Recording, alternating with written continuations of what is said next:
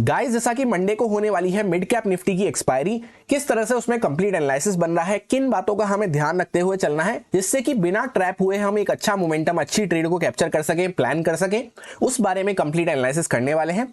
स्वागत है आपका एक और डेली एनालिसिस वीडियो में। सबसे पहले यहाँ पे हम वन डे टाइम फ्रेम पे इसका चार्ट चेकआउट करते हैं। तो इस चैनल पैटर्न को हम काफी लंबे टाइम से डिस्कस करते हुए आ रहे हैं। हर एक्सपायरी पे जब भी हम इसका एनालिसिस करते हैं तब इस चैनल पैटर्न को हम डिस्कस करते हैं। इसके अंदर क्या हो रहा था, मार्केट अच्छे से ट्रेवल करता हुआ हायर हाइज हायर लोज बनाता हुआ ऊपर की साइड पे मूव कर रहा था। जैसा आप देखेंगे जब भी यहाँ पे करेक्शन हमें देखने को मिल रहा था उसके ऊपर निकल जा रहा था मार्केट। ये जो हाई लगाया उसके ऊपर निकल गया, फिर वापस से नीचे आया तो उसके ऊपर निकल गया, इस तरह से बार बार ऊपर निकलता हुआ जा रहा था। ऐसा बैक टू बैक यहाँ पे चलता हुआ जा रहा था। पर एक बार यहाँ पे ऐसा क्या हुआ कि मार्केट ने अपना हाई क्रॉस नहीं कर पाया। यहां से अभी तक क्या हो रहा था, नया फ्रेश हाई हमें देखने को मिल रहा था हर बार, पर यहां पे एक बार जो हाई लगाया उसको हम क्रॉस नहीं कर पाए। वहां पे अच्छा खासा हमें कंसोलिडेशन देखने को मिला। फिर वापस से वहां से एक बार सेलर्स एक्टिवेट होते हुए नजर आए, वापस से सेलर्स ने कोशिश करी, फिर वापस से बायर्स ने ऊपर ले जाने की कोशिश करी, पर वापस से अब की बार तो हाई छोड़ो उसके आसपास तक भी हम नहीं जा पाए। उसके पहले से ही मार्केट नीचे टर्न अराउंड हो गया और अभी फाइनली आपको देखने को मिलेगा कि इस तरह से यहाँ पे लोअर हाइज लोअर लोज का प्राइजेशन बनता हुआ जा रहा है और जहां पे चैनल पैटर्न भी हमें ब्रेकडाउन होता हुआ नजर आ चुका है। इस तरह से हम डिस्कस करते हुए आ रहे थे कि यहाँ पे एक ट्रेंड लाइन भी हमें देखने को मिल रही थी। पिछली एक्सपायरी पे, 2-3 एक्सपायरी पे हमने इस ट्रेंड लाइन को भी डिस्कस किया है कि यहाँ पे एक ट्रेंड लाइन चलती हुई जा रही थी, यानी कोई भी अपने हाई को क्रॉस नहीं कर पा रहे थे। तो अभी तक जो यहाँ पे हायर हाइज हायर लोज का कंसेप्ट चलता हुआ आ रहा था वो यहाँ से टर्न अराउंड हो चुका है पूरा। यहाँ पे इक्वल हाइज हमें देखने को मिले, उसके बाद यहाँ पे लोअर हाइज लोअर लोज का कंसेप्ट चालू हो चुका है। और ऐसा हम ना भी देखें तो ये चैनल पैटर्न पूरा हमें यहाँ पे ब्रेकडाउन होता हुआ नजर आ चुका है। मैसिव सेलिंग के साथ, बड़ी सी कैंडल के साथ यहाँ पे ब्रेकडाउन हमें देखने को मिला है।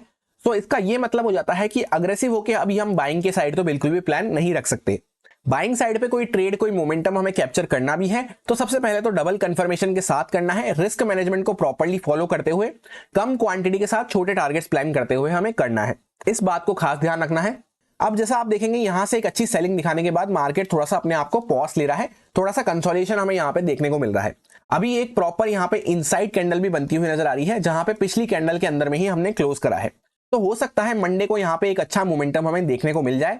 जैसे ही इस इनसाइड कैंडल के ऊपर या नीचे अगर हम निकलना चालू करते हैं तो एक मोमेंटम हमें मिल सकता है। इसके बीच में थोड़ा सा जिगजैग मार्केट हमें देखने को मिलेगा, थोड़ा सा चॉपी मार्केट हमें देखने को मिलेगा। अब और कुछ बातों का हमें जो ध्यान रखना है, जैसे सपोज यहां से मार्केट ऊपर की साइड पे ब्रेकआउट करना चालू करता है तो एक अच्छी खासी शार्प सेलिंग में हम बने हुए हैं। यहाँ पे चैनल भी ब्रेकडाउन होता हुआ नजर आया है, काफी अच्छे से सेलर्स को यहाँ पे प्रॉफिट देखने को मिल रहा है। तो अगर हम ऊपर निकलते हैं तो हर लेवल के आसपास हमें रेजिस्टेंस देखने को मिलेगा। इस तरह से लिप जिप करता हुआ, जिगजैग करता हुआ मार्केट ऊपर की साइड पे मूव करेगा। तो उसमें जैसा मैंने आपसे कहा, बाइंग साइड पे हमें उन बातों का ध्यान रखते हुए चलना है, प्रॉपर रिस्क मैनेजमेंट और छोटे टारगेट्स। और दूसरी बात ये हो जाती है कि जब भी हम अगेंस्ट द ट्रेंड चल रहे होते हैं, जैसा ट्रेंड यहाँ पे नीचे की साइड का हमें देखने को मिल रहा है, उस साइड पे अच्छा मोमेंटम देखने को मिल रहा है, तो अगर हम ऊपर जा रहे होते हैं तो कहीं से भी मार्केट ब्रेकआउट करके वापस से ब्रेकआउट फेल कर देता है। अगेंस्ट द ट्रेंड हमें सबसे ज्यादा ब्रेकआउट फेलियर्स देखने को मिलते हैं। सो उससे बचने के लिए भी हमारा रिस्क मैनेजमेंट हमारे काम में आने वाला है बाइंग साइड पे। अब सपोज करते हैं डायरेक्टली मार्केट को गैप डाउन वगैरह खुल जाता है, इसके नीचे अगर हम निकलना चालू करते हैं तो एक अच्छा सेलिंग का मोमेंटम हमें यहाँ पे देखने को मिल सकता है। अभी आप देखेंगे तो हम एक्जैक्टली उस लेवल के आसपास सपोर्ट लेके खड़े हुए हैं जहां पे मार्केट ने पहले भी डॉट यहाँ पे सपोर्ट लिया था। तो इसके आसपास ही मार्केट रुका हुआ है। जैसे ही अगर हम इसके नीचे निकलना चालू करते हैं तो यहां से और सेलिंग कंटिन्यू हो सकती है। जब तक इसके बीच में अभी हम बने हुए हैं तो रेंज माइंडसेट के साथ हमें काम करना है, थोड़ा सा पॉज माइंडसेट के साथ, क्योंकि मार्केट एक अच्छा मोमेंटम करने के बाद, शार्प मोमेंटम करने के बाद यहाँ पे पॉज ले रहा है, थोड़ा नए स्टॉप लॉस प्राइस पोजीशन यहाँ पे क्रिएट करवा रहा है। सो एक लाइन में सिंपल रखेंगे प्लान को कि इस बीच में हमें रेंज माइंडसेट से काम करना है। इसके नीचे अगर ब्रेकडाउन होना चालू होता है तो सेल साइड पे अच्छे से प्लान कर सकते हैं। ट्रेंड के साथ भी हम कंटिन्यू करते हुए चल रहे हैं। ऊपर की साइड पे अगर कोई ब्रेकआउट होता है तो कम क्वांटिटी के साथ छोटे टारगेट्स रखते हुए प्रॉपर रिस्क मैनेजमेंट के साथ हम प्लान कर सकते हैं। 1 आवर टाइम फ्रेम पे आपको और कुछ इंपॉर्टेंट पॉइंट समझ में आएंगे, जैसा कि यहां से मार्केट ने एक अच्छा ब्रेकडाउन करने के बाद अच्छा खासा पॉज लिया, उसके बाद एक शार्प सेलिंग हमें देखने को मिल रही है और अभी यहाँ पे डब्ल्यू टाइप ऑफ स्ट्रक्चर बनता हुआ जा रहा है। तो ये डब्ल्यू स्ट्रक्चर क्या होता है कि डबल बॉटम हम इसको यहाँ पे कंसिडर कर सकते हैं और या फिर एक प्रॉपर रेंज भी हम इसको कंसिडर कर सकते हैं। अभी एकदम उसके हायर साइड पे हम यहाँ पे खड़े हुए हैं। तो अगर यहां से हम ब्रेकआउट करना चालू करते हैं तो बाइंग साइड पे एक छोटा मोटा मोमेंटम हम कैप्चर करते हुए चल सकते हैं। बस उसमें ध्यान हमें इस बात का रखना है कि हर थोड़ी थोड़ी दूर पे एटलीस्ट ट्रेल करते हुए चलना जरूरी हो जाता है। अब हम लोग आ चुके हैं 15 मिनट टाइम फ्रेम पे एग्जैक्ट इंट्राडे कंडीशंस को डिस्कस करने के लिए। सबसे पहले यहाँ पे स्टॉप लॉस हंटिंग के नजरिए से अगर हम देखते हैं तो यहाँ पे कुछ सेलर्स वगैरह बैठे होंगे जिनको काफी अच्छा प्रॉफिट देखने को मिल रहा होगा। उसके बाद ये जो रिट्रेसमेंट हुआ है उसमें जिन सेलर्स को निकलना था वो निकल गए होंगे। जो अभी भी होल्ड करके बैठे होंगे उनकी कुछ की पोजीशन यहाँ पे इस लेवल के ऊपर कटने वाली है और बाकी कुछ की पोजीशन यहाँ पे टॉप के आसपास ही जिन्होंने स्टॉप लॉस रख रखा होगा, जो कोई पोजिशनल सेलर्स वगैरह होंगे उनका स्टॉप लॉस हमें ऊपर ही मिलने वाला है, तो उनको तो फिलहाल अभी इग्नोर कर देते हैं। नीचे की साइड से आप देखेंगे तो एक अच्छा मोमेंटम आया, बायर्स आए, वापस से उन बायर्स को हटा दिया, अभी वापस से एक मोमेंटम हमें देखने को मिल रहा है। तो यहाँ पे अगेन फ्रेश बायर्स यहाँ पे कुछ बैठे होंगे इस लेवल के आसपास।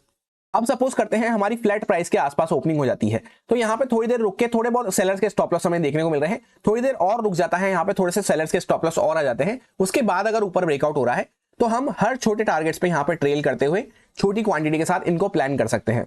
क्योंकि यहाँ पे आप देखेंगे तो अगर हम यहाँ से निकलना चालू करते हैं, ब्रेकआउट करना चालू करते हैं, तो इस लेवल के आसपास नेक्स्ट रेजिस्टेंस आएगा, उसके बाद इस लेवल के आसपास नेक्स्ट रेजिस्टेंस आएगा। ऐसे करते करते हर थोड़ी थोड़ी दूर पे हमें रेजिस्टेंस देखने को मिलेंगे। उस वजह से क्या होता है, अगर हम यहाँ से निकल भी रहे हैं तो रुकते रुकाते निकलेंगे इस तरह से, या फिर कहीं से भी मार्केट इस तरह से निकल के वापस से रेजिस्टेंस हिट करके अगर सेलर्स वहां पे एक्टिवेट होते हुए नजर आते हैं तो कहीं से भी वापस से इस तरह से फेलियर में कन्वर्ट हो जाता है कभी कभी। ये बात आपने भी देखी होगी। इसी वजह से फिर काफी लोग कहते हैं कि डब्ल्यू पैटर्न वगैरह हमारे फेल हो जाते हैं। उनके पीछे का रीजन ये रहता है कि हर लेवल के आसपास यहाँ पे रेजिस्टेंस देखने को मिलता है, कहीं से भी सेलर्स एक्टिवेट होते हुए वापस से नजर आ सकते हैं। और ये जो खुद यहाँ पे बायर्स वगैरह बैठे होते हैं वो भी कहीं से भी अगर प्रॉफिट बुक वगैरह करना चालू करते हैं, तो उस वजह से हमें रिस्क मैनेजमेंट फॉलो करते हुए छोटे टारगेट्स पर एटलीस्ट ट्रेल करना जरूरी हो जाता है, या फिर कुछ क्वांटिटी बुक करते हुए चलना जरूरी हो जाता है। अब सपोज डायरेक्टली कोई गैप अप हमें देखने को मिल जाता है, तो उस केस में क्या होगा कि हम यहाँ पे एकदम ये जो स्विंग चल रही है पूरी सेलिंग की, इसके एकदम बीच में खुल रहे होंगे। तो सबसे पहले तो ना हम यहाँ पे अग्रेसिव होकर बाय कर सकते हैं, ना ही अग्रेसिव होकर सेल कर सकते हैं। सो गैप अप के केस में हमें क्या करना है, 5-7 मिनट वेट करना है। उसके बाद हमें ये नोटिस करना है कि जो सेकंड प्राइस हमारा बन रहा है उसके आसपास हम ट्रेड प्लान कर सकते हैं। जैसे मार्केट नीचे निकलना चालू करता है, उसके बाद यहाँ पे क्लोजिंग प्राइस के आसपास थोड़ा रुक रहा है, वापस से ब्रेकडाउन वगैरह हो रहा है, तो सेकंड प्राइस पे हम प्लान कर सकते हैं। इसी तरह से मार्केट अगर नीचे आना चालू करा, वापस से फिर इस तरह से ऊपर रिवर्स होकर अपने हाई को क्रॉस करता है, तो छोटी क्वांटिटी के साथ हम बाइंग कर सकते हैं। किसी भी केस में बाइंग करना हो, क्वांटिटी हमारी छोटी रहेगी। अब सपोज डायरेक्टली कोई गैप डाउन हमें देखने को मिल जाता है, तो उस केस में क्या होगा, ये सारे बायर्स जो यहाँ पे आए हैं ये पैनिक करना चालू कर सकते हैं। तो उस केस में अगर यहाँ से कुछ ब्रेकडाउन होना चालू होता है तो उसी फेवर में हमारा प्लान रहना चाहिए।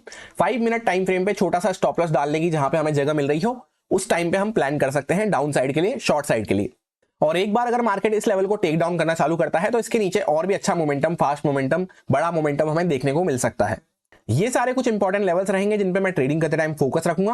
10,522 के आसपास यहाँ पे एक रेजिस्टेंस है जिसके आसपास मल्टीपल टाइम हमने रेजिस्टेंस फेस कर लिया है। उसके ऊपर अगर निकलते हैं तो 588 के आसपास नेक्स्ट रेजिस्टेंस है, उसके ऊपर 643 के आसपास रेजिस्टेंस है, उसके ऊपर 689 के आसपास रेजिस्टेंस हमें देखने को मिल रहा है। डाउन साइड पे 10,330 के आसपास सपोर्ट है, उसके नीचे 200 का सपोर्ट है, उसके नीचे 106 के आसपास सपोर्ट हमें देखने को मिल रहा है। जो भी लोग निफ्टी 50 या फिर बैंक निफ्टी को ट्रेड करते हैं उनका एनालिसिस ऑलरेडी अपलोड कर दिया गया है फ्राइडे और सैटरडे को। बैंक निफ्टी के एनालिसिस के साथ साथ हमने फ्यूचर एंड ऑप्शंस का डेटा भी डिस्कस करा है, जिसमें FII, DII, pro traders, retail traders की किस तरह से पोजीशन बन रखी है उसको हमने डिस्कस किया है, उनका किस तरह से मंडे के लिए माइंडसेट बन रखा है। तो आप चाहें तो चेकआउट कर सकते हैं। यही मेरा सिंपल सा एनालिसिस बन रहा था मिड कैप निफ्टी के लिए, जो आपके साथ प्योरली एजुकेशन एक्सपीरियंस पर्पस से शेयर किया गया है, सारे लॉजिक्स एंड रीजंस को एक्सप्लेन करते हुए। अब अगर आपको अच्छा लगा हो, समझ में आया हो, तो आप इसको यूज में ले सकते हैं अपने रिस्क पे, अपने प्रॉपर रिस्क मैनेजमेंट को फॉलो करते हुए, अच्छे से स्टॉप लॉसेस वगैरह को फॉलो करते हुए। Happy mid cap Nifty expiry. Thank you.